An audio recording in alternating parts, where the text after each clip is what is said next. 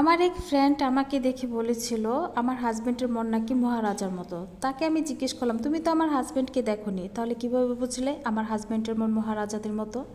তখন সে বলল, তোমাকে দেখেই বোঝা যায়। যে সকল পুরুষের মন মহারাজাদের মতো তারাই একমাত্র বউকে মহারানীর মতো করে রাখতে পারে। আজকে আমার মহারানী হওয়ার আরও একটি বছর পূর্ণ হলো। সবাইকে আসসালামু আলাইকুম। আমি তানজিনা ইতি, আমার পেজের নাম ইতিকথা। আজকে ম্যারেজ ডে উপলক্ষে কিছু মন খারাপ কিছু মন ভালো হওয়ার গল্প আপনাদের সাথে শেয়ার করছি। আমার হাজব্যান্ড চাকরির সুবাদে ময়মনসিংহের বাইরে থাকে। আজকে সে আসবে। আজকে আমি তাকে টাঙ্গাইল থেকে রিসিভ করব। যেহেতু ম্যারেজ ডে আজকে, তাই আমি চিন্তা করলাম আজকে খালি হাতে যাব না, টুকটাক কিছু নিয়ে যাব। সন্ধ্যাবেলা যেহেতু অনুষ্ঠান আছে, তাই সামান্য কিছু নিব, কারণ বেশি কিছু করতে গেলে আবার সময়ের ব্যাপার, আমি এতটা সময় দিতে চাচ্ছি না। আমি তার জন্য কিছু ফুল, ছোট্ট একটা কেক, চকলেট, লাড্ডু এগুলো নিলাম। সাথে নিলাম পানি, টিস্যু, চামচ, একদম ফুল প্যাকেজ কমপ্লিট। তারপর আমি রওনা দিচ্ছি আমার হাজব্যান্ডকে আনার জন্য। বাইরে বৃষ্টি পড়ছে, বৃষ্টির মাঝে আমি রওনা দিয়েছি, কারণ আমাকে যেতে হবে, আমি যাবই। তো একটি ছাতা নিয়ে আমি বের হয়ে গেলাম। বের হয়ে গেটের সামনে দাঁড়ানোর পর গাড়ি আসছে, গাড়িতে উঠে আমি যাচ্ছি টাঙ্গাইল। যাওয়ার পথে মাঝে মাঝে প্রচণ্ড বৃষ্টি হচ্ছে, মাঝে মাঝে খুবই হালকা বৃষ্টি হচ্ছে। বৃষ্টির মাঝে গান শুনতে শুনতে যাচ্ছি, আমার কাছে বেশ ভালোই লাগছে। মধুপুরের রাস্তাটা আমার অনেক পছন্দের একটা রাস্তা, এর আগেও আমি কয়েকবার বলেছি, এই রাস্তাটা সত্যি আমার ভীষণ পছন্দ।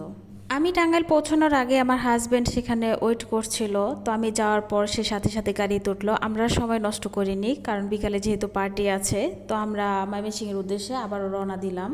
গাড়িতে ওঠার পর আমি তাকে ফুল দিয়ে উইশ করলাম, আর আমরা দুজন মিলে ছোট কেকটা খেলাম। দুজন মিলে গল্প করতে করতে আর গান শুনতে শুনতে ময়মনসিংহ চলে আসলাম।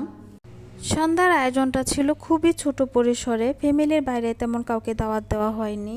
বাসায় ফিরে ফ্রেশ হয়ে খাওয়া দাওয়া করে কিছুক্ষণ রেস্ট নিয়ে আমি রেডি হয়ে যাচ্ছি সন্ধ্যার জন্য।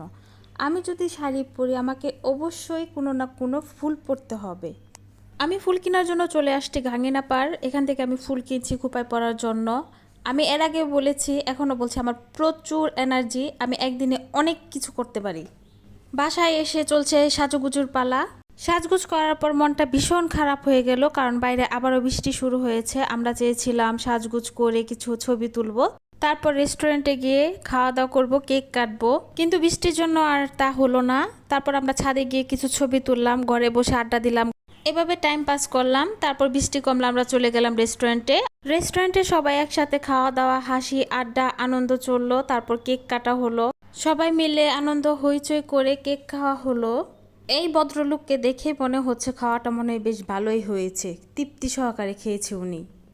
সব কিছু শেষ হলেও ছবি তোলা শেষ হয়নি। তারপর আরেক দফা ছবি টবি তুলে ভিডিও করে তারপর আমরা চলে যাচ্ছি যার যার বাসায়। সব কিছু মিলিয়ে খুব একটা খারাপ হয়নি ম্যারেজ ডে, সব কিছু মিলে ভালোই হয়েছে আল্লাহর রহমতে।